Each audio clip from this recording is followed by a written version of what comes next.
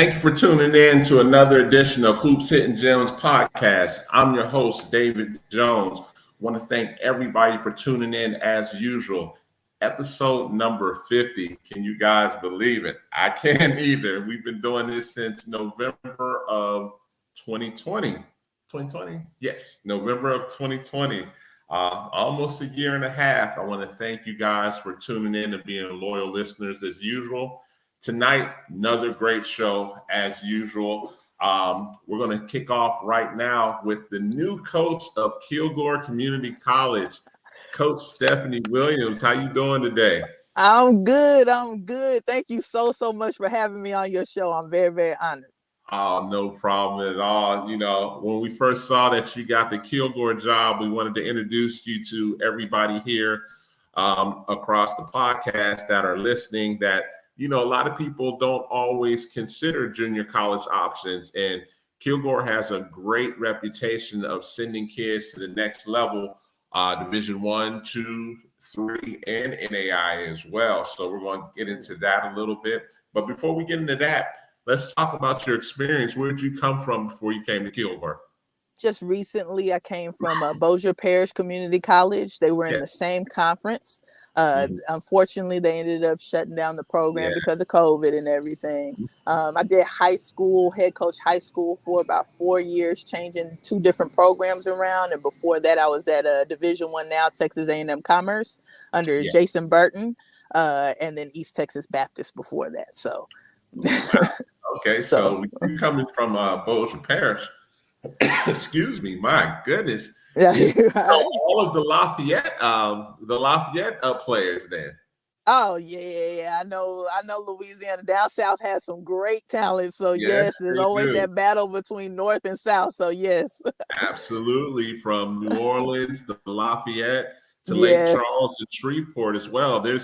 I've been schooled over the last year plus on Louisiana basketball, and the girls intense. It's very good. Very good. Yes. I'm familiar with, of course, everybody knows Michaela Williams. Exactly. Jada Richard is the next superstar in line. You have one of the most underrated prospects in Kristen Narcisse. Over there at Lafayette, that girl can go. Yes, she can. And then you also have another prospect that is gaining a lot of momentum even over the summer, and Jasmine Matthews as well from East St. John's. Yes, I agree. Yeah, you have some really, and I could go now. That's just a couple. There's a number of good players. A number of them. That was just a few I came off the top of my head, but there's some.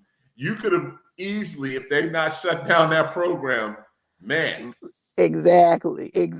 Just a lot of untapped talent out here that, people just don't realize, because Texas is just so big that, people are like, I can go to the big cities. You go in Louisiana, hit down south and get your whole squad right there. So down south and up north, because I know there's a battle, both, the whole state of Louisiana.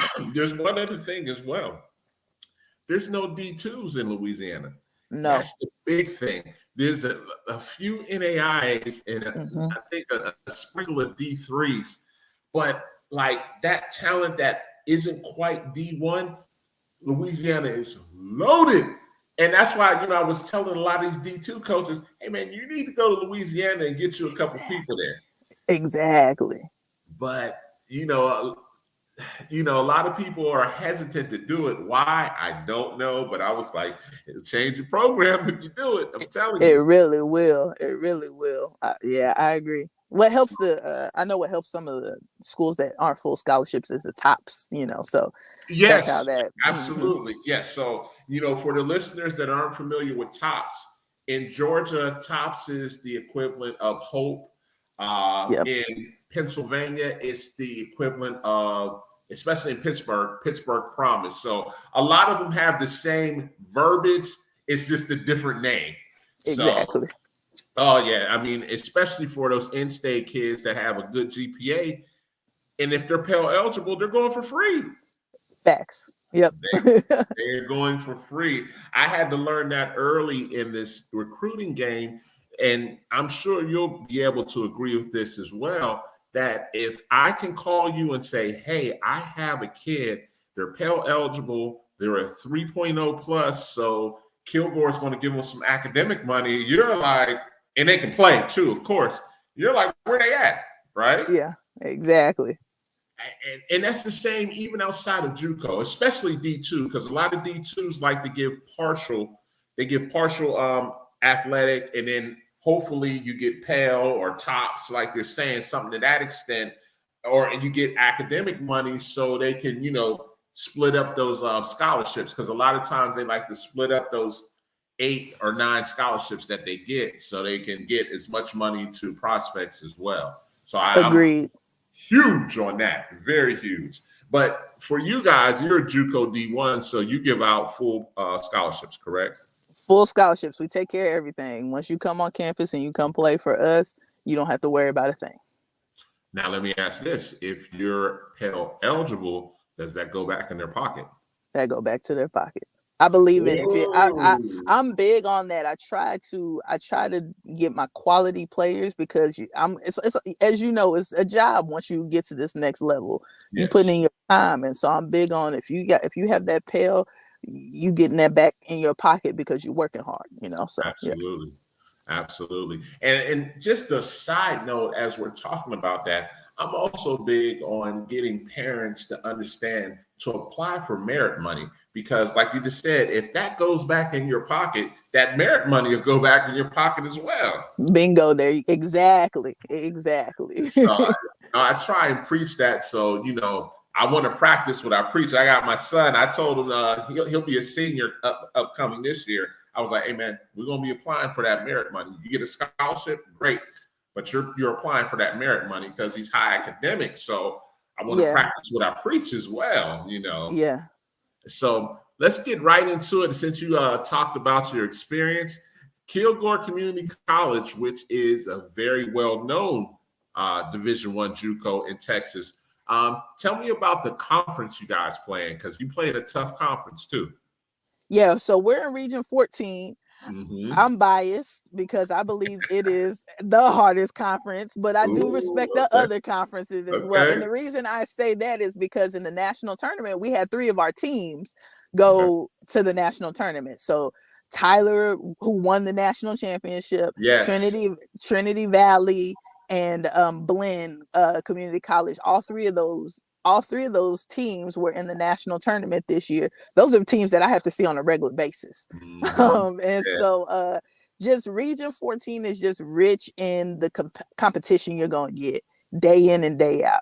You're going against top level players from all over the nation, Division I caliber athletes. You just cannot take a night off. You're coming in and you're battling day in and day out. So it's a great conference.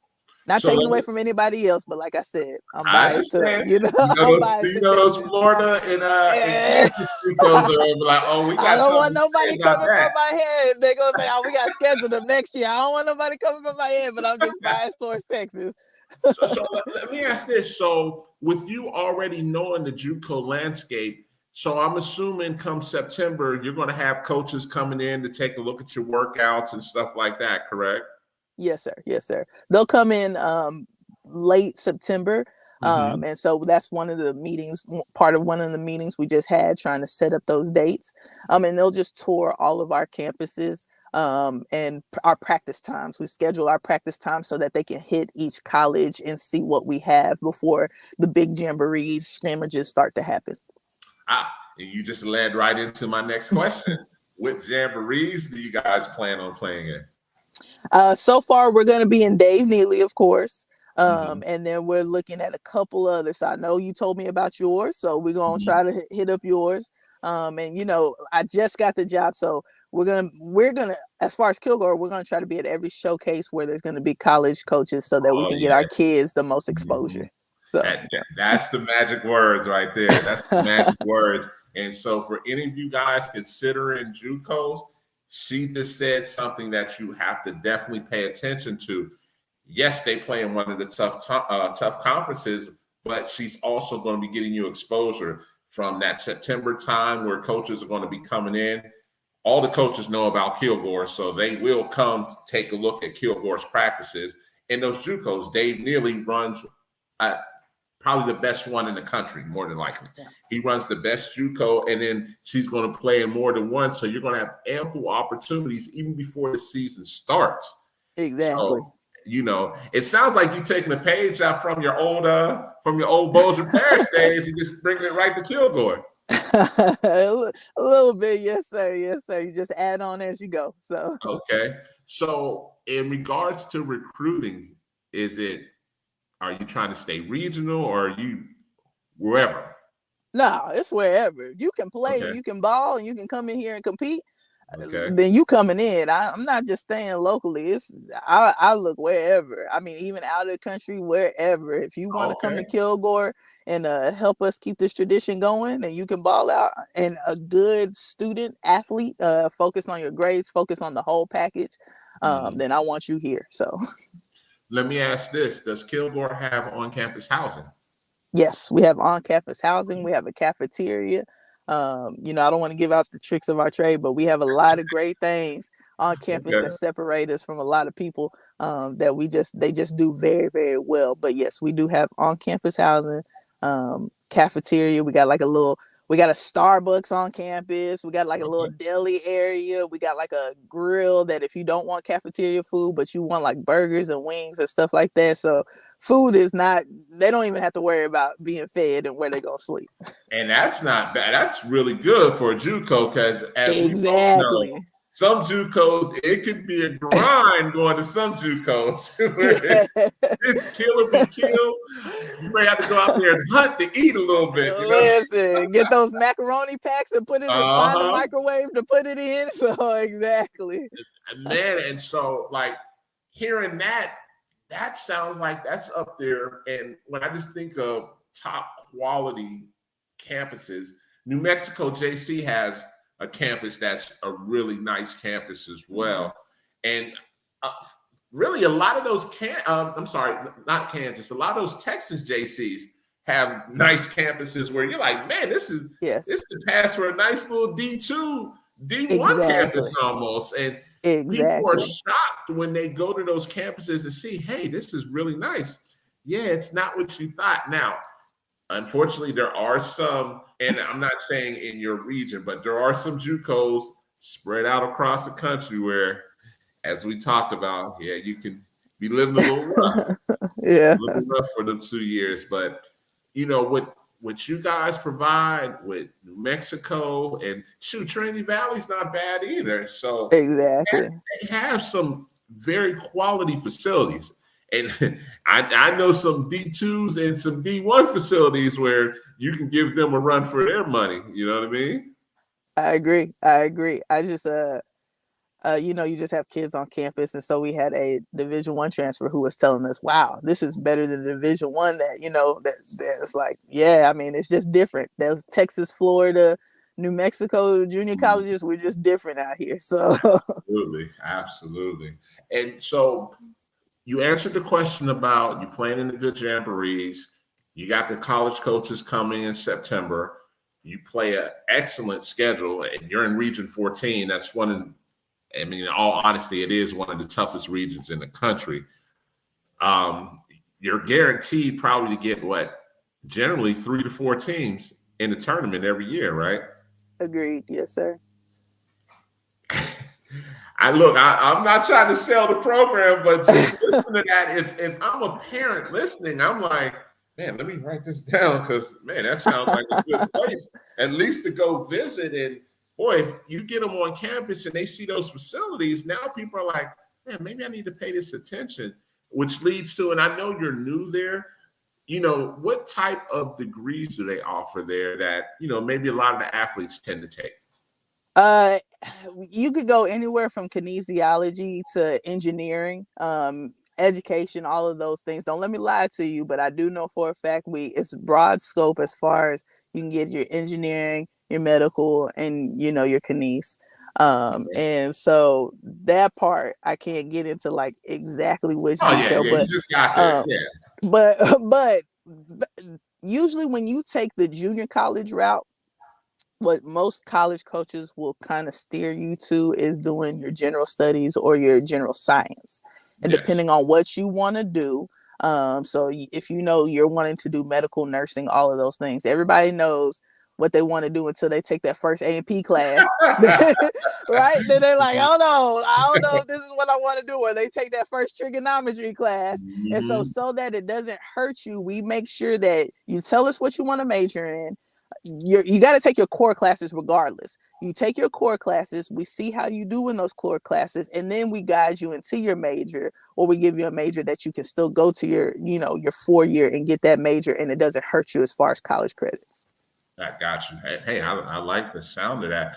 And so Kilgore has a really high placement for their JUCO athletes onto the next level, right? Agreed. Yes. So, and you're not just, as I call, big game hunting. So you're not just D1 or bust. You have some kids that go D2 and NAI, right? Agreed. Yes, sir.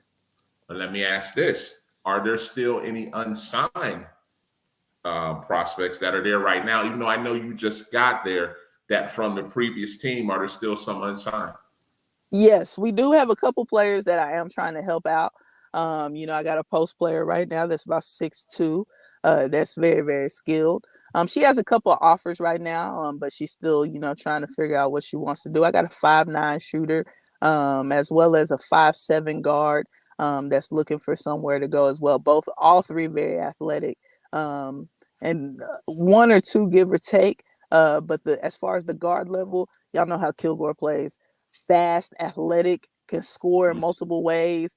So if you're looking for guards that can get to the rim, smart, high IQ, they're still out there. And then I know everybody's looking for size. So I already know once this interview posts, everybody's gonna be calling me about that post player. So absolutely, post players are premium. I can't tell you how many messages I get. Coach, I need a post. I need a post. I need a post. I need a big. I need a big. So yeah, you be careful, because I'm telling you, once you give out your Twitter information at the end of this segment, oh yeah, people will reach out and be like, hey, I want to take a look at that post. There was a young lady, don't quote me, and I may be wrong. It wasn't Tara Green, is it? It is. And she's still available? Now I hadn't talked to her in about a week, but yeah, as of a week or 2 ago, yeah. Hey, listen. She could go. Yes. Oh, hold on. I just knew she was already signed. I'll text her and find out, but so we can make auto corrections. But listen. We will definitely be talking after this show. I know exactly who you're talking about. I just assumed, I was like, oh my gosh, she's off the board. If she's not off the board, I'm not trying to be funny. She has to be one of the top unsigned prospects right now. As a big, I'm telling you. Hey, I don't disagree with you. I'm low key like, hey, come back for that COVID year if you. I'm just playing. But no, she's good enough that she needs to be in somebody's gym playing and helping. I promise you, when I talked to her, I was like, yeah, she's gonna be gone. It's been over a month. I didn't even buy. I was like, I was gonna go on her Twitter page and see committed 110% or something like that. I just hadn't done it yet. And as we're talking, I was like, oh yeah, is that Tara? Yeah. As of 2 weeks ago, when D1s came off of their freeze, I know she had a visit. So, hey, unless something has changed and she committed to that school, I think she's still open. Oh, something's going to change. Trust me. Because when some of the people see this, there's going to be a slew of D2s and D1s like that still have that one spot open. Unbelievable amount of messages. I need a big. And I'm starting saying, Tara Green. Call Stephanie. Yeah. Don't call me, call her. She's the one that has it. Oh my gosh. You threw me off my whole show for that one. I can't believe she is still out there. But that also lets you know what we're getting ready to go into now, how much the portal has changed everything, even for JUCO players as well. And so Yes. it's crazy because, of course, everybody's going portal first. And what's crazy this year is the women's side from D1 through D3 got up to 2,000. I didn't realize it got up that high. 2,000 D1, D2, and D3 all together. When you put them all together, yeah, 2,000 young ladies. Now the men's was at 3,000, which is insanity. But now let's talk about this. You didn't add NAIA to that. You didn't add JUCO. You didn't add postgraduate. You didn't add international. So would you think it'd be safe to say that's another 1,000 added to that 2,000?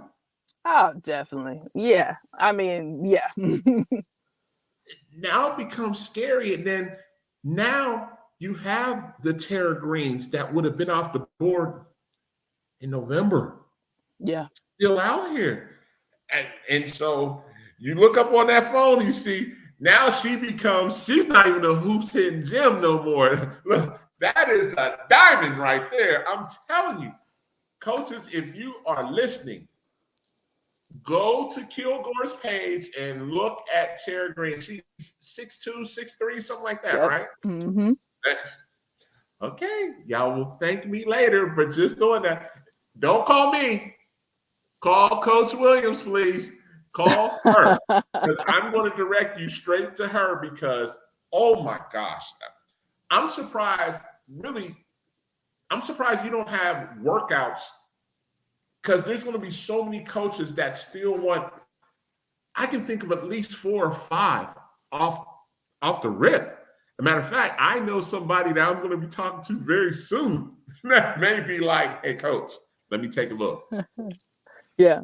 So, yeah, getting back to this because, oh, my gosh. Yeah, we'll be talking about Nidus. Yeah. Oh, my gosh. But what are the plans for next year as you have people coming in? Oh, man, to keep the tradition going and adding on to it. Coach Lee, she did an awesome job. Can't take away from her. 20 win seasons. And as you know, Kilgore has that rich tradition of always, being in that middle, sometimes top of the pack. And so for us, for me, the goal is to keep us consistently at the top of the pack and just competing day in and day out and being a staple, just like these other colleges that, you always know, hey, they're making it to the national tournament. I want to create that for Kilgore that, they're always going to make it to the national tournament. So nice. I like that. I definitely like that. I mean, you're going to have, like you said, you're going to have some shoes to follow in Coach Lee, who's moved on to other ventures as well. But man, I mean, gosh, the other thing I like is the coaching fraternity you have in Region 14. There's some really good coaches. I've had Tyler's coach on here. New Mexico's not in Region 14. No. Yeah, no, they're in the same. They're with Midland and the ones over there on the west side of Texas. Yeah, Region 5. Yeah, they're over there. But Region 14, Region 5, really that whole state of Texas, and add New Mexico to it. And then, like you said, the Louisiana schools, that's really some of the best JUCO basketball, period, on the women's side. And again, I know Florida, y'all got some really good schools. Kansas and Missouri, you guys can't take away from them. Well, yeah, definitely. But man, what Texas has is frightening because, like you said, one night off and you're going to get ran off the floor. Put it this way, this last year, we're going into the last week of conference tournament before we get ready for we're going into the last week of conference play before we get ready for our conference tournament. Mm-hmm. And the last 2 games, we had a 4-way tie. If this team wins, so it literally went to the last game. We had to figure out who that Saturday that everybody played. It figured out each game who won, who lost. That would decide our placement in conference. There was no set. Oh, this person has first or this person has 8th. Like it was. If you win today, that means you're gonna have second. Which will trickle down to everybody else. It's just you gotta come in and compete every single day. Delgado's in your conference too, right? No. They're in Louisiana, but they play their conference in the Mississippi. Yep. Okay, gotcha. Okay. Yeah. Kind of So I guess that's the cutoff once you get to Baton Rouge. That's kind of the cutoff, right? It's them, Baton Rouge, and LSUE. So the Louisiana school that cut off from there was Bipsy. Bipsy joined Region 14, but then the LSUE, BRCC, and Delgado went with Mississippi. Got you. Okay. That's kind of weird too. For us, yeah. Well, for Bipsy is actually Bossier Parish. Let me stop saying Bipsy because everybody be like, "What is that?" Bossier Parish is actually closer to Texas. So, there's 5 schools that's within an hour and a half radius, whereas LSUE, that's a 2.5, and then BRCC, that's a 5-6 hour drive, so it's actually closer. And then it's the same for LSUE, BRCC, and Delgado. They're all within like a 2-3 hour radius. Okay. Now, so we pretty much touched on, I want to make sure we touched on everything. Quality preseason, excellent jamborees, really tough conference schedule. Well, let me ask this. Do you play, so outside of your conference schedule, who do you play non-conference? We'll be playing like Grayson, Collin, Temple, teams like that. So we'll tap into Region 5. We'll go down and play, BRCC, stuff like that, to get out of state and get them a trip. So, I don't have it off the top, but I know we'll play a lot of Region 5 teams. So. Okay. So you have a tough conference, you have a tough postseason conference tournament, and then usually the top 3 or 4 out of your tournament make it to the tournament, the national tournament. Depending, but yes, depending. They'll do I would say that because generally, traditionally, those top 3 or 4 teams are ranked usually. So exactly. That's why I say that. So that is an assumption. Usually, the Region 4 teams that are highly ranked are going to be in the tournament in general. Exactly. Yes. So, Coach, listen, we could talk. I'll probably end up bringing you on again. Probably in the middle of next season. But, man, people, if you are listening, coaches, Tara Green, remember that name. Before I let you go, how can people reach you? Like young ladies that are interested in possibly coming to Kilgore, how can they reach you? Can they reach you on Twitter? What's the best way to reach you? I'm on Twitter. You can find me at Coach S. Williams. You can find me on Instagram. I'm on it all. Steph Willie 15. I'm on it all. Facebook for all my, as they say, the old heads. Stephanie Williams. You can follow our Kilgore women's basketball page. That would probably be the easiest. Follow our Kilgore women's basketball page, and you'll see my Twitter handle as well as my assistant Twitter handle on there. We're on there all the time. We're on TikTok. We're on all of the things because I know that's like, this generation. And so follow our women's basketball page, find me and my assistant's Twitter handle. And I promise you send us a message. We're good on responding back. Definitely. Hey, Coach, listen, thank you so much for coming on to the show. Shout out to the assistant AD. That's my buddy, Courtney Pruitt there. Well, she's the AD now. She's the AD now. So, I got to say, listen, see, she making moves and they even tell me. Hey, listen, that's the best boss in Texas right there. I got to give a shout out to my coach, man. I love her to death. She's for women's basketball, and that's what I tell people. You come to a school, when you come to Kilgore, you're coming to a place where the athletic director was actually a women's basketball coach. Yes, she was. And so you're going to have an AD that supports women's basketball. You're not just another number. This school here really cares. It's a good medium-sized town. We're in between 2 major cities. We're like an hour away from Dallas and an hour away from Shreveport, Louisiana. And so when you come here, the fan base, they just love our women's basketball, packed out gym and everything. And when you have your AD in there supporting you, man, it gets no better than that. Absolutely. When you have an AD supporting you like that, listen, you are in great hands. So let's just say that. You are definitely in great hands. Listen, I definitely want to thank you again. This will not be the last time you come on. I will definitely try my best to get out there, between if you come to the Jamboree or not. I would definitely want to see you. Well, I'll see you at Dave Neal's. I don't even want. I'll see you at Dave Neal's. Either way, I'll see you there. So you take care, and we are definitely going to see you again, okay? I appreciate you. Thank you so much for having me on. Anytime. You take care, okay? All right, you too. All right. Coach Williams, I'm telling you guys, and her coming from BPCC, I'm telling you, she's going to make some noise at Kilgore. Our next guest, man, this guy's up here making moves. I can't even keep up with him. He's all over the country making big moves. I text him one moment, and it's funny. How about this? Before I bring him on, when I first met him, he was at a HBCU as the head coach. Shortly after I had him on the podcast, he got a D1 assistant job, and it was a mid-major. Now he had a Pac-12 school. I'm like, man, just give me a number to your secretary, man. I know you big time. Just don't big time me now, man. I want to bring on, man, a good friend of mine, man, Coach Daryl Mosley. How you doing today, brother? What's going on? What's going on? Thanks for having me. Man, I'm good, man. First off, man, I said it already.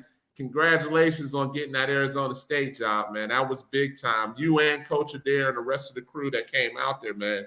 You got some big shoes to fill. You Pac-12 now, man. Absolutely. Definitely big shoes to fill. But we coming in and with high expectations. We ready to work. And so, taking it, step by step, trying to bring in our own, student athletes and, hitting the ground running, recruiting. We put a rock star staff together. And so, we're extremely excited for the opportunity, and we just ready to work. Man, has it been a whirlwind for you in the past 18 months, man? Goodness, man. When you first came on the show, you were the head coach at Lincoln University, man. We were talking about Lincoln, and it was shortly after that you got the Delaware job, man. And now here you are at Arizona State, man. When I saw that, man, I hit you immediately like, man, you got to be kidding me, man. You got the Arizona State job? What? Yep. Yeah, it felt like just yesterday I was on the show about maybe a year and a half, 2 years ago. We were doing big things at Lincoln, and of course, we had a lot of success there. Coach of the year, player of the year, nationally ranked. But it was a time where I was just, I was interviewing for jobs, and I was getting, runner up, final three.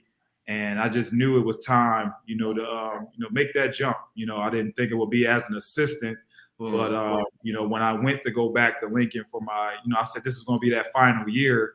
COVID happened, so that kind of threw a curveball at a lot of things, and so it was kind of like, maybe I will end up back at Lincoln, but just the relationships I built and just the success, I was able to sustain while at Lincoln. It still opened up doors where. Division I still played that COVID year, and I still got some phone calls at the end of that year. But once Coach Adair called, and we had a previous relationship, and just as a mentor, somebody I can call, head coach to head coach, and just what would you do in this situation, or just we're just talking X's and O's. We just kind of built that rapport for about 3-4 years. To the point where, she was calling me after games and just was like, I like how you made those adjustments, or, I like how you did this and that. And so once she had an opening and called, it was just like a no-brainer, close to home. My family just bought a home. My parents just bought a home in Delaware. So it was just a, easy transition for me, just going to work for somebody I knew very closely, and just does a phenomenal job, just hiring and just developing her coaches. It all worked out, end up at Delaware. They had a lot of success before I arrived. And so my job was to kind of just bring, some different ideas to the table, not try to come in and change anything, and, learn everything they were doing already, and kind of be able to deliver her system and just develop the guards that were there. And, we had a phenomenal team of phenomenal guards, Jasmine Dickey, who just was drafted. I had the opportunity to work with her closely. And so we went on to win the championship. And when you have success, that's when, your boss get those calls, and she has several opportunities, and she fell in love with ASU. And so here I am, willing to continue the journey with her. And so in short time, here we are. Man, and when I say, man, oh my gosh, man, like I said, it was a whirlwind, man. I always look at it like this, man. For good people, you're always happy for good people when you see things happen, man. Like, you were rolling at Lincoln. I mean, and I knew you had aspirations, but like shout out to Lincoln and the job you did there. And it just translated into people saw what, I mean, I saw what you were doing, but obviously other people saw what you were doing as well. And here you are right now. And let this be a lesson for the kids as well. It's just perseverance, man.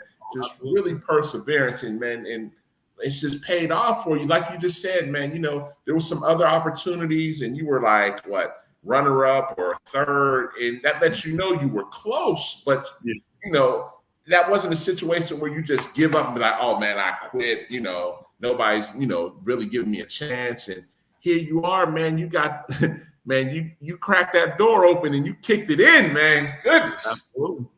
That's what you got to do. You just definitely got to believe in yourself and work extremely hard and build relationships. And, you know, people, like you said, take notice and they see you working. But, you know, you definitely got to build those relationships and stay connected and have a small circle of people that you can call that's going to advocate for you.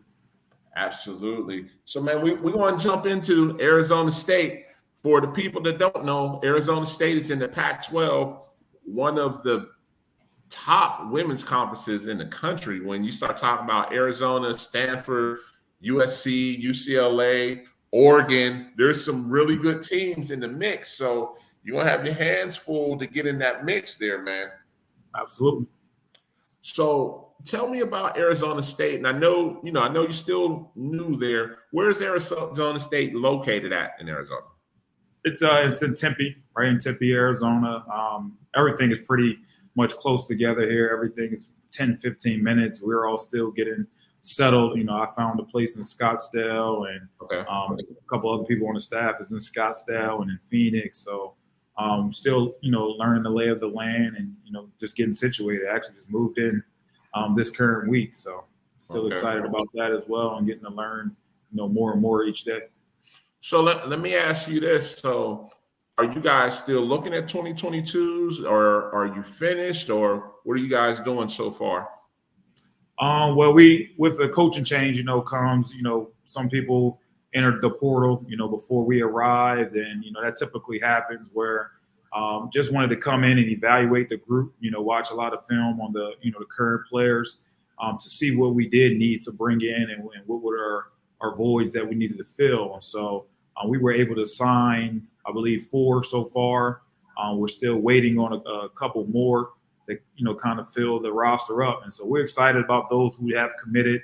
We're excited about those who decided to stay. You know, we have some pieces that definitely can come in and bring a contribution this year. You know, they're excited, the current team. And we started back workouts today after being off a few weeks for the summer.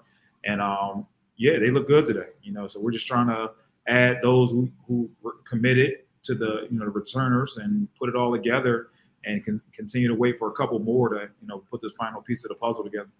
Absolutely. Absolutely. So what is Arizona State known for on the educational side? Are there certain majors that kind of stick out at Arizona State? Well, we're number one in innovation, and they always say over top of Stanford. So that's the big thing. It's a big time innovation school, and you know, definitely business has been huge here, just learning from different, you know, hearing from the players what majors they're in, but just, you know, doing research, business, and innovation. You know, it's a big time innovation school. Okay. So what I want to talk about, because we talk about it personally when we're just talking prospects, when you're out there, whether it be live period or whatever the case may be, and you're looking at prospects, what's the important thing that just says, hey, I'm going to circle that name and she's caught my attention? What is it that a prospect can do to say, Coach Mosley thinks I'm worth Arizona State? Outside of being able to play, of course. Yeah. Oh, we're just looking for kids that get after it. You know, that's just going to play extremely hard. You know, who's out there going for that 50-50 ball, taking charges, diving on loose balls. But we also looking at attitude, you know, character, you know, who's talking back to their coach, who's flagging off the, you know, the officials. We just like people that play hard and play the game the right way, you know, but definitely getting after it. And who's going to defend? You know, that's number one on our list. Who's going to defend? You know, we like to defend here, rebound, run, and score in that order. And so if you can defend, you know, you definitely have a opportunity to play here, but we want people that can put it all together. But definitely starts on the defensive end, and we just looking for people that's going to get after it, hustle, a great teammate. Whether you're in the game when you sub out, or you still for team. Are you worried about why am I coming out, or you're not shaking hands when you're exiting the game? We're looking for high character, great teammates. Is we over me over here, and so that's what we're looking for. But definitely just a score who can flat out get it done.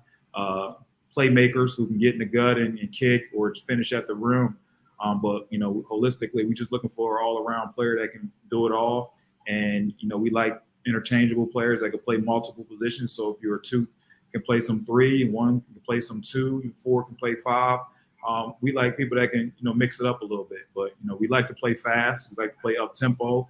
We want to average 80, 85 points a game. And so if you are a scorer, you can still get yours, but we expect 3 to 4 people that be in double figures. And so that's our philosophy. That's how we like to play. Defensively, we're going to get after it, change it up on defense.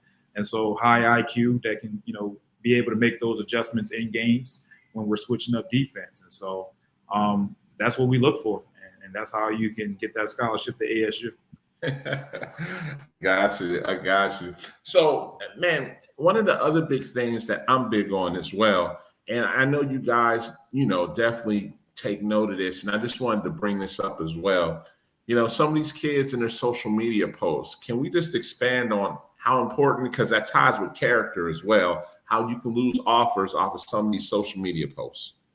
Oh, absolutely. And I remember we discussed that last time I was on.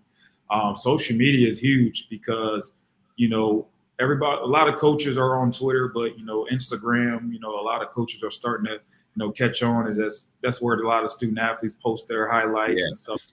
But it also gives you an overview of who they are, who they hang with, what they're doing on social. And so if you get caught up, just, in your captions, a whole lot of profane language, and you listen to these music and lyrics and you're reposting it, or, just, if you're doing videos of just nonsense, having, marijuana or alcohol in your backgrounds, or just, things that's just not going to be the standard of a program. You definitely want to limit those type of activities. And, it might not be something you posted, but when you go to repost something, it becomes your post, so yes, lyrics from somebody else, or you seeing your friend, do something and you think it's cool, once you repost it and it's on your page, it becomes your post because it's a repost. And so you can always say, well, I didn't tweet it, or I didn't post the video, but you thought you liked it, so to speak. You liked it, or you reposted it onto your page. And so it still draws traffic to your page off even just a simple like. And so,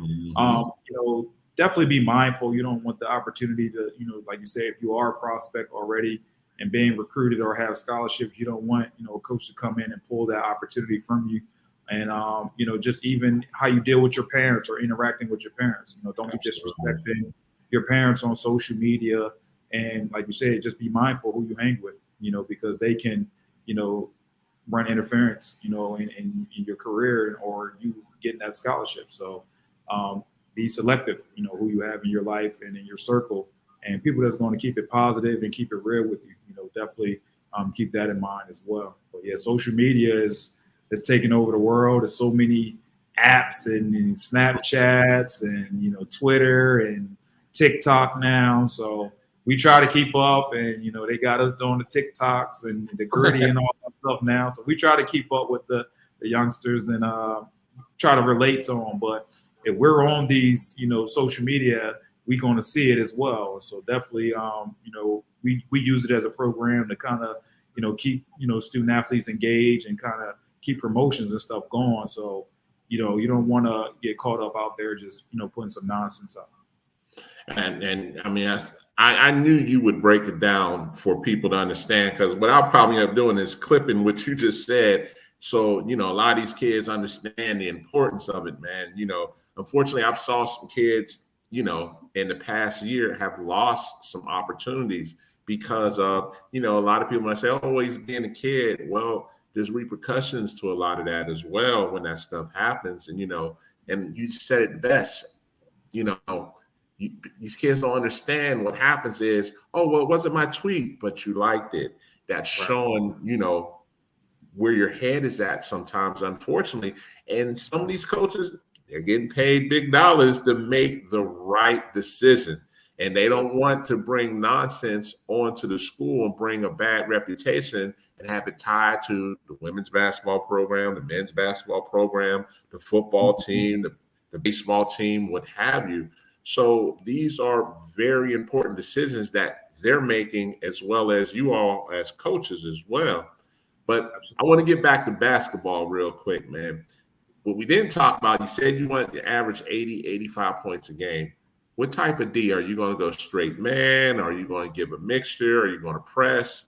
What's going to be Arizona State's mantra under Coach Adair and coaching staff now? Oh, we're definitely man to man. You know, we don't play some man. We like people that can get after it defensively, keep people in front of you. You know, switching depending on the scout or the game plan. If you know they're a pretty big team, maybe just switch 1 through 3. You know, we match up, you know, size-wise. You can go switch 1 through 4, meaning we like posts that can guard the perimeter. You know, so we like posts that are mobile, athletic, that can run the floor and get after it. But, you know, defensively, we're going to switch it up. You know, we're going to do some pressing, maybe, you know, some 2-2-1, maybe 1-2-1-1, show a little zone here and there, you know, a couple junk defenses. But we're definitely going to switch it up. But, you know, defense kind of kickstarts the offense when you can get out in transition or just get that long rebound and push, you know, try to get to the rack or the free throw line. But, you know, offensively, we're going to open it up. You know, we want players that can play downhill, play off the dribble, beat people off the dribble, you know, not being robots. You know, it's a read and react offense, 4 out, 1 in, dribble drive, where you can make a play, you know, where you can, you know, draw the defense and kick to the open shooters. You know, it's going to be sometimes where we slow it down if the team kind of, you know, gets, you know, hectic and all over the place and we're turning the ball over, then we'll slow it down and run some sets. But we want to play freely. We want to play loose. And it's a fun style of play. We want to have fun with it as well. And so, you know, we got shooters that can knock it down, get to your spot, run the floor, and we kicking it to you in transition, be able to knock it down. Because, you know, what we certainly believe is we're going to get the rebound anyway, you know. And so even at Delaware, you know, 2 years ago, we were number 1 in the nation in offensive rebounds. And then I believe last year we were 3rd. And so we've been, you know, top in the country in rebounding. So we get after it. And, you know, it's better than a turnover if you don't get a shot off, you know. So get that shot attempt up, get to the basket, because we're going to crash hard and try to get that O-board putback, or at least sustain a rebound and kick it back out and run some. Now, the next question I wanted to touch on, because I love to pick the brains of Power Fives and how they operate. Player development, man. How do you guys handle player development, or how do you plan to, since you guys just got there? How do you plan to handle player development for the guards, for the bigs, for the wings? I'm sure you'll break it up, but what's really, is that a beginning of the year type situation, or is that something all season you're going to work on player development? Well, I could talk about, you know, us at Delaware, and we're going to kind of keep the same process, but we're big on skill development, and it starts from the summer. When the team starts to come in for their summer session, we'll be drilling them in a lot of skill development. But even once the season starts, Coach A is big on just even if it's 15, 20 minutes, breakdown work, skill development, ball handling, footwork, just, you know, pivot on your shot, you know, left, right to left, just ripping, you know, over the top. We do a lot of breakdown stuff before practice even started. So that's typically our warm-up. They're stretch, and we go right into indie work, you know, guards at one end, post at one end. And we do that throughout the season. So, you know, practice might, in the beginning of the year, might be 2 hours and 30 minutes, maybe 2 hours and 15. Coach is not big on a 3 and 4 hour practice, because just to focus. We need players focused for a good 2.5 hours. If you're trying to stretch it to 4, you're losing focus after 2. And so even if we later in the season, where, you know, the body starts to wear down in this kind of conference play, we might tone practice back to about 1.5 hours. It's still quick 10-minute, you know, pre-practice skill development, you know, and we kind of try to focus on what the game plan would be that week.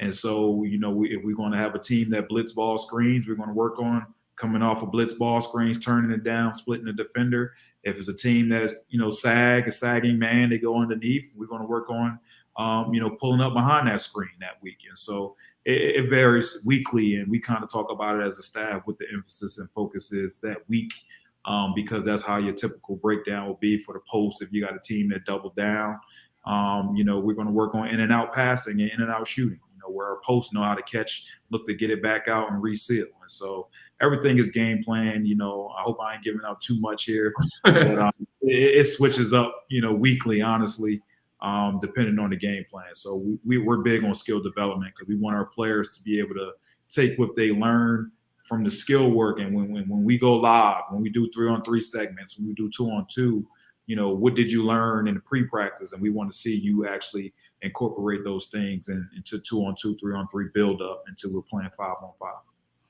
Absolutely. I like that. So, man, I'm going to give you your pitch right here because, there's a number of people that are watching this. They're going to watch the recording as well.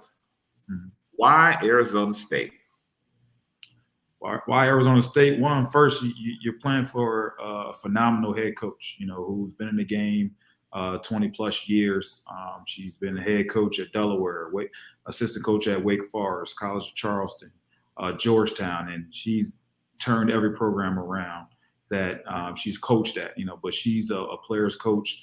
But her philosophy is player-led, coach supported. What that means is she builds character in her teams. She builds a lot of trust and honesty with her teams, but the expectation is for players to lead, and we're going to show you how to lead, but she instills that leadership in her players. But she's a fun coach to play for. She's a mother first. She has 2 children of her own. So her as a coach is kind of that mother figure to her team. And it works well for her. And she definitely cares about her players. She has that open door policy where you can come in and be yourself, and she wants you to be yourself. But just our whole staff, myself, we have got Coach Michaela Walker, who played for Coach Adair at Wake Forest. She works with the Post.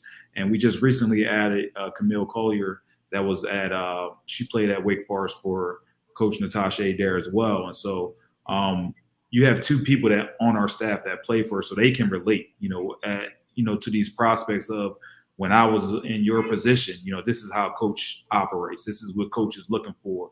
So you have it firsthand on our staff, but we're all down to earth. We share our stories from when we were in college, with our student athletes, and we're all going to put our best foot forward to make sure you're successful, whether it's on and off the court. And so that's the first thing. You want to play for a prolific staff that's going to have your back on and off the court. But secondly, you're playing in one of the top conferences in the country, Pac-12 network, a lot of televised games, great competition, great coaches in this league. And if you're a big name and a high profile name, we believe in, if you want to be the best, you play against some of the best. And so you will certainly have that here. But what better place to, be in Arizona where it's nice and warm and hot all year round. You don't need no winter clothes. You got palm trees and cactus all over and beautiful facilities, right here in Tempe, Arizona. And so, we like I said, we're not looking to rebuild. We're not calling this a rebuild. We're looking to reload. And so it starts with bringing in the right people that certainly believes in, what we're saying. But like you said, those are the reasons why you would want to come here. But like I said, it starts from the top. Our administration is phenomenal. President Crow is phenomenal. Our athletic director, Ray Anderson, is phenomenal, and they're all in. They want winning programs here, and everybody has been very supportive. And we're just looking to get after it and ready to get to work. And so you can play. We're looking for you, and we're looking to add you to ASU to be a Sun Devil and, Forks up. Let me ask this, and I'm glad you mentioned some of that as well. With the way the landscape is now, man, a lot of programs are transfer portal first, then JUCO, then international prospects. On the women's side, it's not as big yet, but it's coming. Some post grads like IMG has a women's post grad. Mount Vernon has a women's post grad. Matter of fact, out there in Phoenix, I think it's Phoenix Prep. They're going to have a women's program if they don't already have it. Buena Vista out there has one. It's growing, but it's not to the point of the boys' side, but it's coming because previous to you coming on tonight, I was talking to the coach from Kilgore. Just down the women's side, there was 2,000 prospects in the portal between Division 1, 2, and 3. Man. Oh yeah, it's growing. It's growing each and every year. And so that makes it really tough on these high school prospects, man. Because to be honest, and we can just be transparent. The winning formula right now is go older. You know what I mean? That's the winning formula. And especially if you can win a national championship and now you can pick somebody off from a national championship or a national runner-up team or a Final Four team, when we were coming through, that was unheard of, somebody to leave. But now that's the norm. I mean, we talk about AAU free agency. Now we got college free agency, basically. Absolutely. And what's your take for these high school kids that are kind of caught in the middle? What do we do? Well, I think, once the portal happened, we knew it was going to be an opportunity for players can transfer and play right away. What I don't think everybody expected was for COVID to happen. And I think COVID set high school basketball back probably 2 to 3 years because with them being able to get that additional COVID year, we were already prone to look into the portal and maybe get 1 or 2 out of there, to add to our roster. But when you can now say, oh, I got a COVID year, I had 5, 6 seniors. Oh, we're going to use that COVID year. And now I can bring, my senior class back. And so some freshmen that were signed or maybe on the interest list kind of fell back because I'm going to bring my senior class back. Or you had some programs that already had signed their 5, 6 incoming freshmen. Yes. And then COVID still happened. And it's like, oh, man, I wish I could bring them back, but I already signed 5 or 6. So now I got to have this tough conversation with my senior class about, we just don't have the room. I can't bring you 5 back and still bring the 6 in. So I already got them on paper. I gotta honor their scholarships. Well, you have the next coach saying, well, if you can't bring them back, we'll take them over here. And so they're looking at the right now, the instant impact. Yeah. And when you take a high school kid, and there's some really good high school kids that some coaches would prefer. I would rather have this kid right now than, some of the seniors I have on my team. But high school, you still got to get developed. You still got to get the conditioning piece down. You got to still get in the weight room. You still got to get the time management piece of just being able to get up early in the morning, get your workout in, get the study hall, get the weights, get the film, get to your one-on-one with your coach, where a lot of times that freshman year can be a learning curve for an incoming freshman. Well, if I go take a impact transfer that already know these routines and they're going to come in and throw the weights around and be that leader or instant scorer, coaches are looking for that right now. And so some coaches had to adjust. Some people were against the portal. I'd rather just bring in my own kids, and you'll get caught playing with a young group against an experienced group every year where sometimes you need that senior leadership on the team. And so, I'm all for, adding a couple out of the portal, but also still bringing in a couple high school kids, because by the time you got those portal kids competing against those freshmen coming in and they got 1 or 2 years, by that junior year for that high school kid, they be ready to go. They're veterans on the team now because they went up against a 22-year-old senior coming in as a freshman that's really good, and they're competing and getting after each other every day. And so that's kind of how I look at it, from the portal standpoint.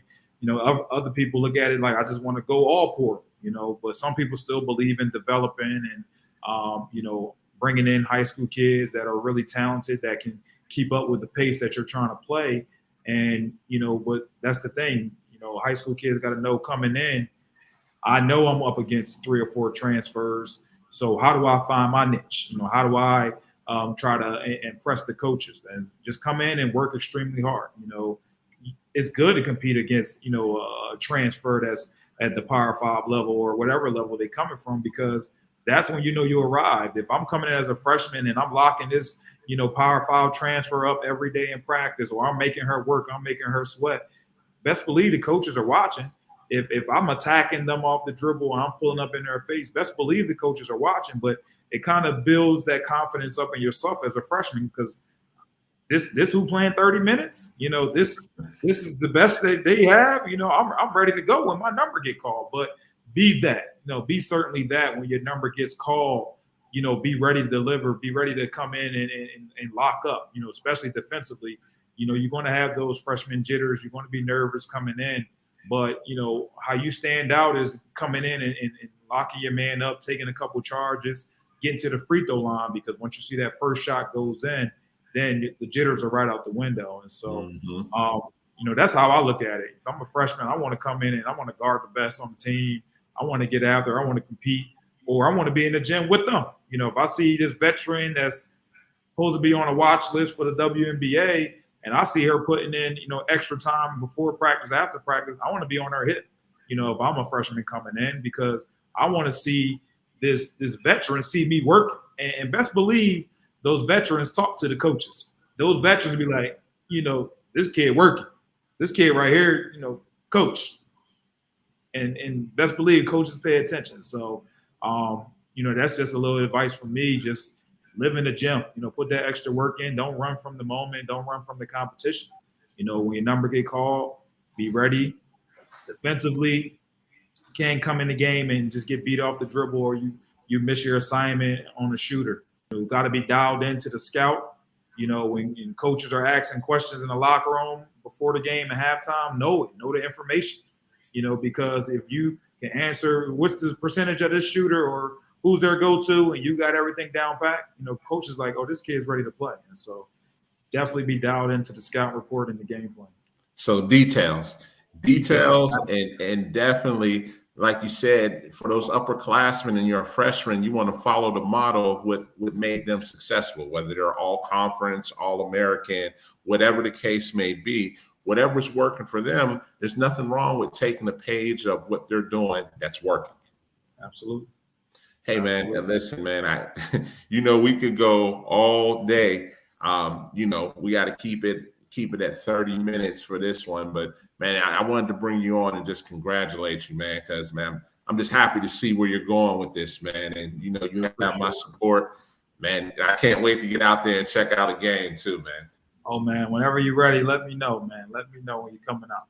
Definitely. Coach Mosley, this won't be another 2 years. We'll definitely have you on. No telling where you'll be in 2 years, man. You might be a Big Ten or SEC coach by that time, man. Hey, man, Pac-12, ASU right now, baby. That's the focus. And definitely. We're ready to work. We're ready to work. But I appreciate you, as always, having me. And I look forward whenever you want to have me back on, and, maybe even get my boss on so people can hear from her, so. Definitely, I'd love to pick her brain. Definitely. Yeah. Okay. Hey, Coach Mosley, man, we'll be in touch real soon, man. You have a good one, man. And I appreciate you coming on. I appreciate you too. All right.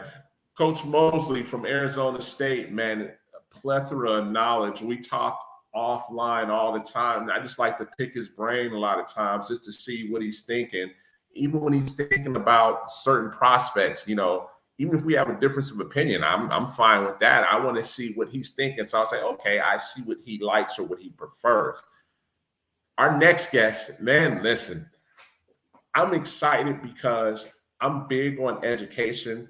And when I first start following this legend, basically, when I start following to see what he's done over the past 20, 25 years, it was like it was just a book of knowledge, and I just kept following what he was doing. And when I finally got the opportunity to reach out and he responded back, I was like, oh, I'm taking advantage of this. By all means, I'm taking advantage. This guy right here, man, for you guys that don't know this man here, if you get the chance, reach out. This guy does it the right way, and he's kind of like when he was at Northfield Mount Hermon, the Ivy League of postgrads. And that's what really caught my attention, of how he had such a high placement rate and he was getting these kids into excellent schools. So to be honest, I was trying to follow his model. And now that I have the chance to really get to know him, I'm asking questions just like anybody else. So without further ado, Coach John Carroll, how you doing today? Doing great, David. It's really great to be here. I'm super pumped about this. Thank you so much for coming on, man. Hey, man, the first thing I'll say, man, what you did at Northfield Mount Hermon, man, my goodness. I mean, yes, it was over a period of time and you got to build it your way, but you had that program to where you had all the Ivies, all the Patriot Leagues, the Stanfords, the Davidsons, the Elons, like they were coming to you first to see what you had. And that's just on the D1 side. You had the MITs, you had the Case Westerns, the UAA schools. And I was like, okay, this is basically a high academic post-grad, and you never really saw that. And how did you build to that? Because I'm sure initially it was just trying to get kids in school, period. And then you built it to where, you were getting the quality of high academic kids. Yeah, I mean, our school was always an academic place. So, I mean, it's been around 140 years. So there was a few ways that it really was started. The first thing was we had a head of school, Tom Sturdivant, who decided that he wanted to be the best school in the world. And when he said it, it was almost corny. We were sitting in the chapel and like light came down. And I was like, yes, best basketball academic team in the country. Like, I think that's what we need to do. But the reality was on the court, we were competing against Maine Central Institute, Winchendon, Worcester Academy, New Hampton, Brewster, Bridgeton, and they were phenomenal basketball programs. And we really needed to create a niche because we couldn't go head to head. I felt on the court, So I was thinking if a kid was in Omaha, Nebraska, and they were a great kid, high character, and they were a student and they were really good at basketball, in that order, where would they go to school? And there wasn't that place. That place didn't exist. And I saw an opportunity to really use what our school was about and also finding where the hole was in the market and then just kind of going for it and creating that opportunity. So once that was decided, it was really like, all right, well, how am I going to do it? I need to know how these programs operate, how the Harvards, the Yales, the Northwesterns, the Stanfords. And I need to develop a relationship with these guys and find out what they're looking for. And I either need to find them or I need to create them in order for them to be attracted to our players. So that was the start of it. And then, like you said, 25 years later, this was the fruit of that kind of idea. And then that hard work it really matched and it partnered with all these great universities and colleges. And we had tremendous success. It was great. So you got to really build this from the ground up, correct? So it wasn't like you came and you took somebody else's place. They kind of gave you the keys to build this the way you wanted it, right? Yeah, I mean, we had great coaches. We had, Doug Guy was a great coach in the mid 80s. Bill Batty was my coach. I did a postgraduate year at NMH. And then I took over from Bill, but it wasn't like there was this pipeline where there was a consistency. We'd have kids, without blowing up any colleges, we'd have kids going to ABC college and they were just fine students. And then every now and then we'd have a kid with a high academic profile. And then it really became consistent. So I took some of the things that they did and dropped others. And the standard was just across the board. So there was a standard on character. There was a standard in the classroom, and there was a standard on the court. And that standard moved a lot before I got there. So like my first year, we had that I walked in on as an assistant coach. We had a losing record. So it wasn't like we were rolling and I decided to tinker. We really had to make a significant adjustment to really become what we became. Okay. Now, and I see there's some things that have built from what you've done. And one of the things that I see that is really big now, and it has a great reputation, is that all academic camp that is up there in the Northeast as well. And it's branched out now to Chicago and the West Coast and now to the South. But some of that fruit of the labor of what you're talking about, it seems like people built off of what you did and say, okay, I'm going to make a camp out of this. And it seems like now, people can go to this high academic camp, and then because of your feudal labor, now you can just sit back and, while you were there, you could have picked good kids off from that camp as well, correct? Yeah, I mean, Greg Kristoff started that camp early, and he's evolved it to the fact that now he's partnered with West Coast Elite, and now it's something really, really powerful with Ryan Silver. So yeah, I mean, it was a market that people really weren't paying attention to until we really started to create the niche and started to really pay attention to that market. Yes. And I think we really pulled the curtain back on what the opportunity was, for sure.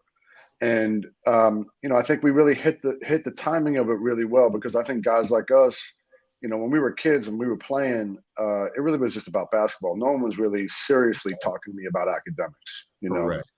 And I really didn't believe that you could be a really good basketball player and be a really good student. When people told me that when I was a kid, I was like, yeah, right. I gotta get my ball on. Like, my books can wait. I gotta really focus on playing basketball. Mm-hmm. And as we became older, our generation, we really stressed academics to the younger kids.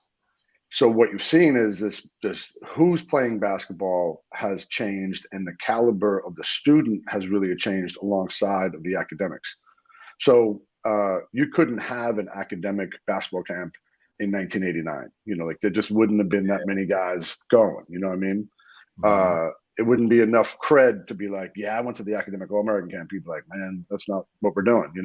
Yeah. And now, I think it's really because of our generation and the parenting that we did with our kids, and the mentors that exist, that they stress the academics, that you have this really, really, really large pool of kids who are tremendous basketball players and tremendous students. Yes. And I think it's because the emphasis and the leadership in their lives has changed so much.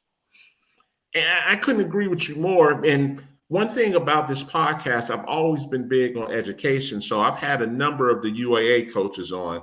I've had MIT, the assistant from MIT come on, the assistant from Carnegie Mellon, the assistant from Emory, the assistant from Washington, St. Louis. So I've always been big on that. And just to piggyback off of what you're saying, I mean, my son's going to be a senior this year, and he's actually going to the academic camp up at Babson this year. So I'm excited for him this year, because you just hit something right on the head. My son, I didn't look at him like, oh, he's D1, he's going Georgetown, Syracuse. No, I looked at him like, I'm okay with him. As a matter of fact, I told him when we went to the Emory game, I would be just as proud of you going to Emory as you went to any Power 5, because what you're taking from there from an educational standpoint, that's going to last a lot more than what's on the hardwood. And just hearing you say that, because we came up around the same time. I was a 5-star guy. I was a 5-star guy, and I was a Metro Index guy. So that lets you know I'm from Pittsburgh. So, your thinking was exactly my thinking as well, the exact same thinking. And so, like you said, as I got older and I started to see this, I was like, this is wrong. This isn't the correct way to go about it. And then you don't want to see a kid when it's all over, and then they turn around and say, what do I do now? And lo and behold, here you come, and you were brought to my attention. I started to pay attention. So my next big thing was, yes, I know the IMGs, I know the Hargraves, I know the Fork Unions, but I made it a point to say I need to start getting to know the Northfield Mount Hermans, because we had high academic kids that some needed some development as well. And there was a guy that was on the verge of coming there last year. He ended up going to Case Western, and Northfield Mount Herman was on the table. His name is Umar Rashid. He was the 6'6" forward. And I reached out to the assistant and was like, hey, I got one. He's a 4.5 GPA and a 33 ACT. And at the time, he really wanted to go Ivy League. So I said, for you to go Ivy League, I said, this is where you need to go. I said, I've done my research. This is where you need to go if this is what you really want to do. Unfortunately, he broke his leg during the season. So when he broke his leg, that kind of, took it back. He could have still went to Northfield Mount Herman and But Case Western was like, just come here. And his mom she's a physician. She's really big on education. So it was a win-win either way.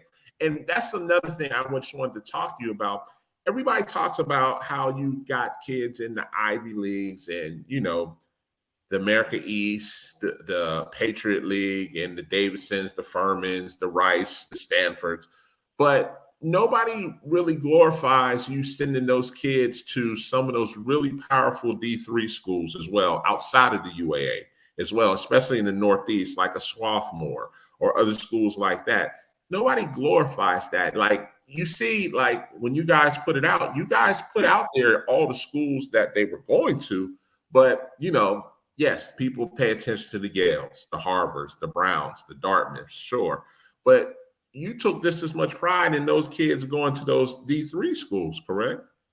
Yeah, for sure. I mean, last two classes, you said Emory. We had the starting point guard at Emory this year. Mm-hmm. We had a kid at Caltech. He had one of my favorite conversations we ever had. He got into Caltech and he was afraid to have to make a really difficult decision. And in my office, he was like, I'm into Caltech. I really hope I didn't get into MIT. And I was like, that is the first time that statement has ever been said, that I hope I don't get into MIT. And I thought that was really great. We celebrated that. We got two kids in the past 2 years going to Chicago, University of Chicago. Yes. Bowdoin. We have one of our alums is the head coach at Bowdoin. We have a kid going to Bowdoin. So the kid at Rochester, and yes. We celebrate that for sure. Like it's we really want we kind of was a little bit sly about it, but we're trying to use basketball to steal a degree. You hear that a lot, but we really were doing it. Mm-hmm. Like if basketball can get you a point or two in the admission process, use it. Yes. There's a lot of kids at a lot of great schools for a lot of different reasons, and it's not just GPA plus test score. They know somebody, they did well on their essay, whatever it is. There's a hook that they have. Mm-hmm. And we were using our hook to get to the best possible schools we can get our hands on. And I think one of our favorite stats is like we're really focusing like the top 25 universities in the world. Like, that's what we're talking about. And when it comes to recruiting, I heard you had a really good conversation with Daryl Mosley before this. When the top school that is recruiting you academically, appears, that changes the recruiting for us. So, we had a kid who was getting recruited by a couple of Atlantic 10s, and all of a sudden Penn came in, and Penn's, the fifth best school in the world. And number 1, 2, 3, and 4 weren't going to recruit him because they didn't need a 6'10" kid at the time. And now that's the number 1 school that's recruiting you. And that changes things. Yes. So that we don't say the number 1 school in Division I, we just say the number 1 school academically that you can get into. When they appear, it changes your recruiting. It could be Washington, it could be Emory, it could be MIT, Caltech.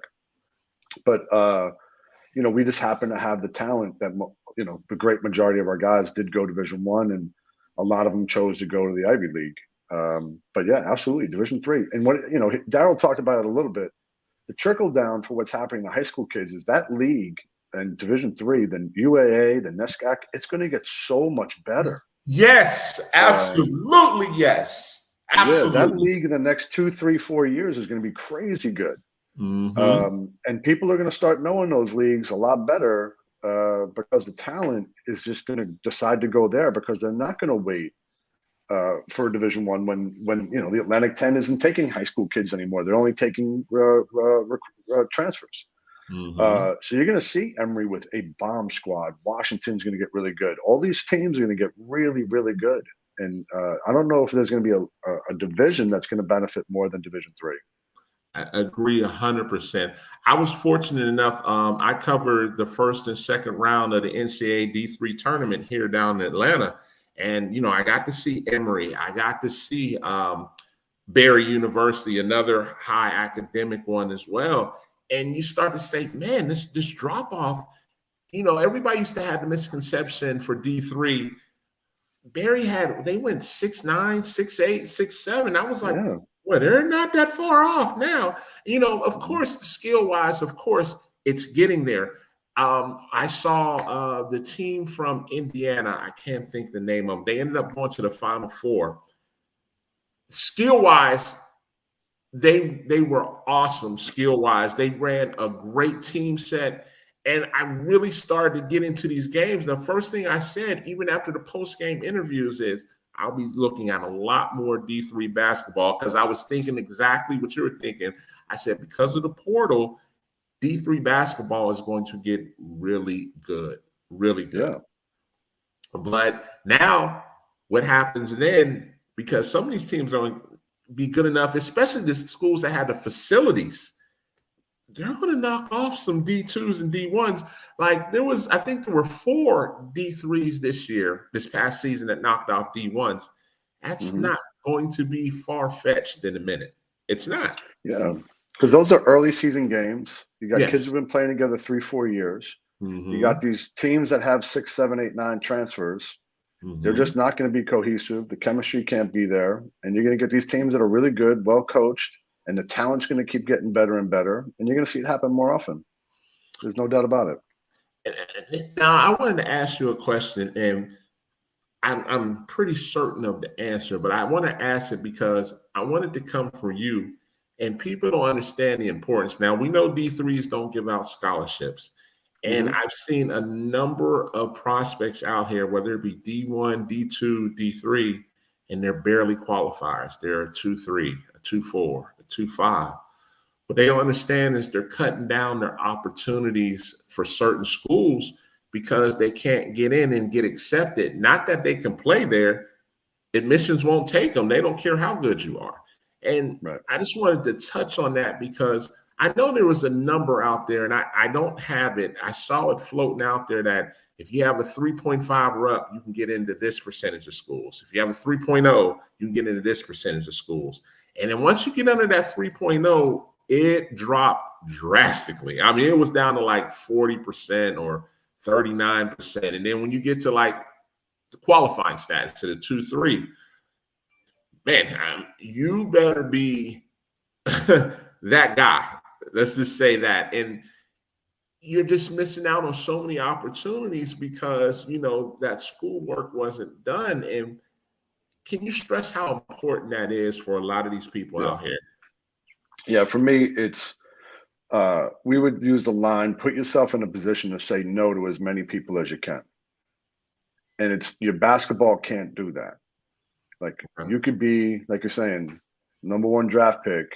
But if you got a 2.8, you're not going to Harvard. But if you got a 4.0 and you got a 35 on the ACT, you can say no to Harvard. You can say no to Yale. You can say no to Princeton to go to Stanford. You can say, we had a kid say no to Stanford, Princeton to go to North Carolina. That's real authority. Like if you want to be in charge of your future, your destiny, your fate, you put yourself in a position where you can say no to as many schools as you can. So for us, it really, the Ivy League uses an academic index, and it's a 240 is a perfect score, 186 is the bottom. Yes. And the bottom score, it's, basically a 3.3 plus a 1200. Take you through. This is, pretty simple math, but it still works. So you took 3.3, you times it by 2, it's a 66. Take away the decimal point. The 1200, you take away the 0, you got 120. 66 plus 120 is 186. And that was the baseline for kids that I recruited. Like they had to be 3.3 1200s because worst case scenario, I wanted them to be at least qualified to go to an academic school like an Ivy League. So even talking about prep school, if you're a 2.8, you weren't going to be a part of our program. So that limits your choices in high school. Never mind limiting your choices in college. These schools, they want to take you. They don't want to say no to you. They want to make sure that you are qualified and capable of having success at their university. And the only way to prove it is by, a career of hard work in the classroom and achievement. And, the kids that go there are the kids who make the right decision on the weekend when they have free time and can limit themselves and have the discipline to not play that video game for 4 hours, but they play it for an hour. And those are the type of kids that reap the rewards of success and commitment combined with their basketball. No one I've ever talked to, I remember I had one parent, she was like, I was talking to someone who graduated from the University of California. He doesn't think it's a big deal to go to Yale. And I was like, that's great. I want you to find a Yale grad who thinks it's not a big deal to go to Yale.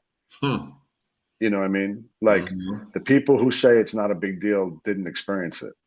And every single person I know that has experienced that high quality of a degree understands that the weapon they have, and the resources that are at their fingertips. So if that isn't motivating enough, then, maybe it's not right for that kid to, enjoy that kind of access, you know what I mean? Because it takes hard work to get it. Well, maybe but no one regrets it once they get it. But maybe, and I agree with what you're saying, but I think sometimes some parents don't understand the importance. Yeah. And I think the kid is only leading, he's following what the parent is, trying their best to navigate. But, a lot of times you may have a kid, like, I'll give you a great example. Like, let's just say you get a kid that is, let's say he's a 3.8 or 3.9. He takes AP classes and he's taking maybe some dual enrollment college level classes. So, okay, right then and there, now you're saying, okay, we can have a conversation. This kid is obviously about his books. So he gets to Northfield Mount Hermon, right? So you're pushing him towards high academic, right? You're pushing him towards high academic, but he's coming back to you and saying, Coach, I want to go to UMass, or I want to go to Indiana, or I want to go to Michigan, or I want to go to Ohio State, a Power 5 basically over what you're saying. What would be your tutelage to that kid, so to speak? Yeah, for me, it's always, I never get involved in their final choices. It's always about the list. Yes, exactly. Right. So for me, it's really like, and I get what you're saying, because like a lot of kids don't, and this is one of the biggest hurdles, is that a lot of kids and a lot of parents don't think that those schools are accessible to them. Right. And I felt that way about my own career. Like I was like, well, I was a financial aid kid, and I was like, I don't know if I belong in this realm of, qualified students, like whatever it is. So there is an obstacle with that for sure, where whether or not the kid has achieved, they still have to believe that they belong. And that was one of the things that we really did. We called it drinking the juice, right? Like, I could, like our dining room table, like the kids were talking about, their GPAs, their test scores. They were talking about the classes they were taking. They were talking about the colleges, why they would choose a college, what their majors were interested in. And when you have that kind of dynamic situation, it's an easier path to choose a difficult school, academically. It's less, so kids have to believe it's accessible. Parents have to believe it's accessible. And I think that really changes the shape of it, right? But getting back to your question, if a kid has two really high power academic schools and one that's not at all, we'll have a conversation about the school that isn't academic. Exactly. So for me, I want the list to be a no miss, or an only right, where they can't make a wrong decision, but they can make a right decision. But if it's Stanford, Northwestern, Harvard, pick. I don't like blowing schools up, but if it's Stanford, Harvard, and another school, we're talking about that other school. Be like, you can make a mistake here. Let's get you to a place where there's an only right, a no miss situation, but you could find the right place. So we addressed that earlier than when it comes down to the decision time. Decision time, it's too late to have those conversations. But because the kid may already be locked in, or the coaches may have done a great job recruiting them. Yeah. So we really start those type of conversations really, really early. Okay, I agree with that.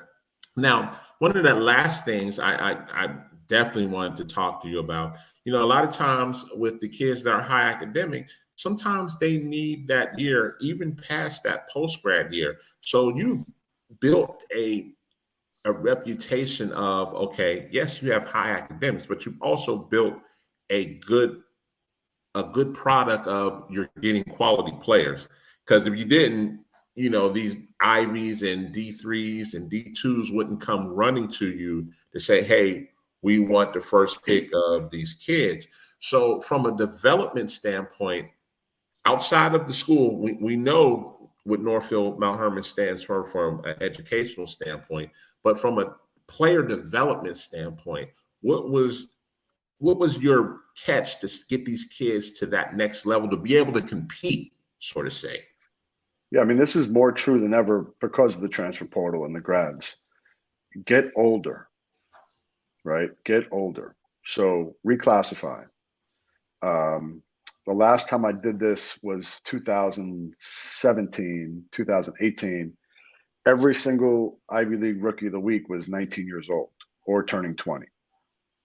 That's the Ivy League, never mind what's happening at Michigan. Kellen Grady played for me. He graduated from Davidson. He did 5 years of high school, played at Davidson. Now he's 25 years old playing for Kentucky. Like, that kid didn't exist 3 years ago. Yeah. There were no 25-year-olds running around playing Division I basketball. Now they're all over the place. Yeah. So get older. Become a master at a skill set, right? There are only very, very few complete basketball players on the planet. We can all name them. Be something that they understand and they know. Be a brand. For me, it was like I was a three-point shooter. Like, anytime you saw me, I was a three-point shooter. We broke guys down into 3 categories. You were a tweet, a magazine article, or a book. Josh Sharma was a tweet, 7-foot freak, really, really athletic, went to Stanford. You could watch a highlight of him, 15-second highlight, and watch him doing a windmill dunk on someone's head and be like, he's a high major player.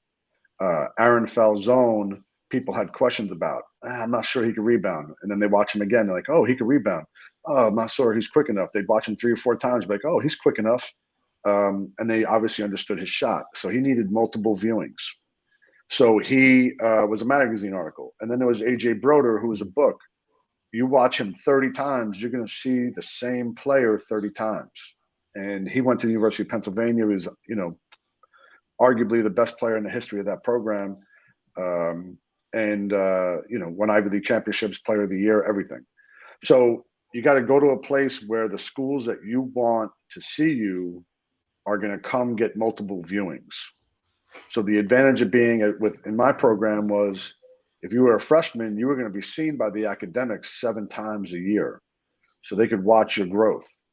So if you're the only guy, and this applies to AAU teams too, if you're the only academic on your AAU team, the coaches may assume that you're not academic, and B, the only academic schools that are coming are going to watch you, and they're only coming for you. So put yourself at a school where you can get multiple viewings, put yourself on a club team that gets multiple viewings. And then, really, our kids did the recruiting too.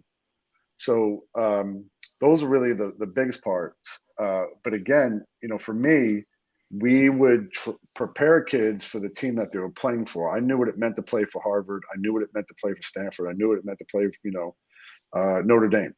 And our workouts would get the kids literally running their stuff. So when they got to college, they were prepared to do it. So if you're a committed player and you want to play at a certain college, learn it. Like, learn their language before you get on campus. You're replacing somebody, watch film of that player and go do those moves in the workout. So we did a lot of things like that were kind of in the weeds about getting kids prepared for specific schools or specific coaches.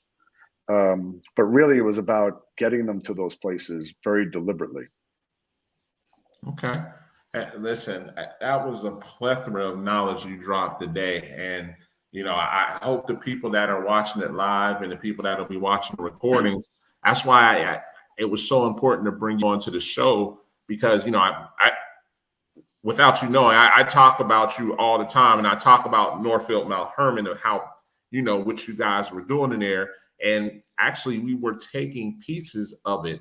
Like, next year, we're going to have a high academic AAU team to go with our regular team, because one of our big things was we wanted to bring in the UAA schools, the Embry-Riddles. We wanted to bring in those type of schools. So I was like, okay, here's what you guys are looking for right here. We didn't want them to be sprinkled in with the guys, you know, and it's no knock to those guys, but they're coming for a certain kid, just like you were. And if that kid was, if I could call you and say, hey, I got a kid that needs to come to Northfield Mount Hermon because, quote unquote, he's 17, he's going to graduate early, he's just not quite ready, but he's a 4.0 kid and he needs that development, I'm calling your phone, you know, because I know the track that kid is going to. And I always want to have those relationships to say, hey, I know where to send you. And then also talk to the parent to say, hey, I think it's in your best interest to take this track rather than take everybody else's track to go to Georgia, Georgia Tech. And Georgia Tech's a great school. Of course, that's a high school. Yep. Sure. But, you know, to go to Tech, that's ACC. So you know where I'm going. Like, I would rather you go to, you know, any of the schools in the Northeast or to the UAA or to that extent, rather than you try and put all your marbles into going to Tech if you want to play basketball. Because, you know, going to Tech, that's going to be a long shot there. And you have to be, quote unquote, that guy, but as that high academic guy, and hence we're getting to the point where D3s are going to be able to be very high athletic guys as well, because, you know, there's only so many spots. And like you said, it's going to be a trickle down effect to make D3 very, very, very good. And the people save this receipt. Yeah. You save still this can receipt. go Division 3 is going to be legit. Yeah, for sure. You still can go overseas from D3s. It's not like it's unheard of. Like, there's guys at Birmingham Southern that go overseas. So there's guys at Emory, like all these schools that we're talking. And I think that's the misconception. Oh, I have to be on ESPN to be able to make it.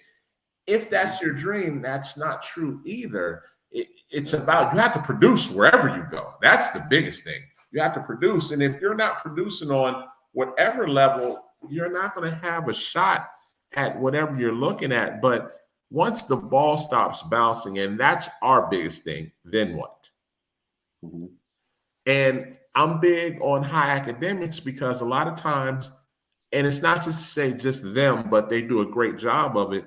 They're alumni. Like, you've been prepped really well. You've been on a great internship.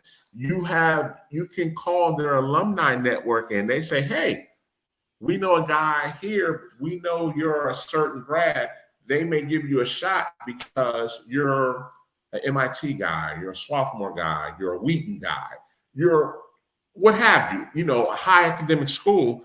So they're going to say, hey, we're going to put you in our network to get your career going. And a lot of times they boldly say, when you graduate, you'll have a great chance of making six figures either out of college or within the first 2 or 3 years. Yeah. Truth. So that's the win right there. That's the win. That's like AAU. AAU it's about placement. Nobody remembers, oh, we went 38-6 in 2020. Nobody remembers that. What they remember is, per quote, Northfield Mount Hermon, the kids they're placing. That's what people remember. But nobody remembers, did you beat Winchendon in 2020? You might remember if it was a last-second shot or something to that extent, but you just don't run it off quickly to say, hey, I remember this. You remember the important things is what I'm saying. A parent in the recruiting process to come to my program, I have never been asked what my record was the year before. There you go. No one can tell you how many wins I have in my career, how many losses, and my winning percentage. Everybody can tell you I've sent 49 players to the Ivy League in my career. Every single person. Every person can tell you that I had 7 captains in Division I last year. Like, those stats, those figures, the transactional piece, those are the stats that are known. But no one knows my win-loss record, you know. And but that just further emphasizes your point. This is a transactional business, and the transaction is getting kids to the best possible school they can get to. And, you know, for some kids, it is about becoming a pro, you know, and you have to be very clever about what that path looks like too, in order for them to become the best opportunity to become a pro, you know. But for the rest of them, it really is about, you know, where's the best academic school where I can have success and achievement for the next 4 years and then for the rest of my life. Definitely. And that's an important piece to this. Hey, I definitely thank you for coming on tonight. Are you going to be at the academic camp? I will be there for sure. I'll be giving a speech, so I'll be there for sure. I will be there as well. We will definitely get to connect up there. You're going to the Babson one, right? You're going to Babson? I'll be at the Babson one. Yep. Yes, sir. Definitely. Great. Coach Carroll, I appreciate you so much. One last question. What are you going to do now? Yeah, you know, I'm figuring it out. I mean, my plan wasn't to leave, you know, like it was a change in philosophy at the school and how they're going to approach basketball. And you know, it didn't really, you know, I want to be in a place where I'm not being told how good I can be. You know what I mean? Like, I want to be great and I want to chase it. And, you know, I say to every young prep school coach, you know, coaching is a privilege. The right of your program belongs to the, you know, the school and the administration. And I've always worked that way. And you know, they decided to go a different direction and that works. But I wasn't thinking about what was next. And I'm going to take a little bit of time here and figure it out. And, you know, I got a great support team and the basketball world is incredibly generous. And, you know, we'll figure out what's next. But I'm taking some time with it. I'm hanging out with my family, spending time with my daughter. It's great. Okay. Hey, listen, I definitely look forward to talking to you some more. Thank you definitely again for coming on tonight and sharing the knowledge. I mean, man, what you did up there was, I mean, it was trailblazing what you did up there. And I hope a lot of more people like myself take bits and pieces of what you're doing up there and what you did. And whatever you decide to do from there, I know I'll be paying attention. Well, let me just offer this. I mean, people were, you know, very generous and allowed me to gain a lot of information from them. I'm not going to post my number, but if anyone's interested in getting in touch with me, you know, reach out to David. He's got my number, and happy to help anybody with any questions anytime offline. Hit me up, and you know, I'm here to help and support people get to the next place for sure. Definitely, I appreciate you. Hey, listen, in the future, I definitely want to pick your brain some more and bring you on. You know, this has been great, and like I said, can't wait till the end of next month to, you know, talk some more with you. And, you know, people, education, I can't harp enough how important it is. And, you know, just to bring you on and have you back what I'm saying, you know, now I can go to my kids and be like, thank you, listen to what he's saying. And sometimes when I say it, it's all he's just talking. He's talking the same thing again. So definitely, I appreciate you. Congrats on your 50th podcast, man. That's great. Keep it going. I appreciate great it, man. Stuff. I appreciate it, man. And we definitely will be talking again, man. And this was a great present for my 50th podcast, man. You have a good one, Coach Carroll. We'll be talking real soon, okay? Great. Thanks. All right, take care. All right, bye-bye. Coach Carroll, man, I'm telling you, people, get to know him. Definitely get to know him and pick his brain. There's nothing wrong with asking questions and picking brains to get to where you're trying to go. I tell people all the time, like, I have no shame in saying I watched from afar to see what he was doing and start saying, hey, I need to implement that in what I'm trying to do in some of my programs and some of my goals and some of my aspirations as well as a program to get to where we're trying to go as well. People, that was episode 50. Thank you so much for checking this out. Great podcast. I want to thank everybody. I want to thank Coach Stephanie. I want to thank Coach Mosley. I want to thank Coach Carroll. You guys were awesome tonight. As usual, next Monday, we will be back on at 7:00. I have a media association meeting to run to real quick. You guys take care. I'm David Jones, your host, and this has been Hoops Hitting Gems podcast. Take care.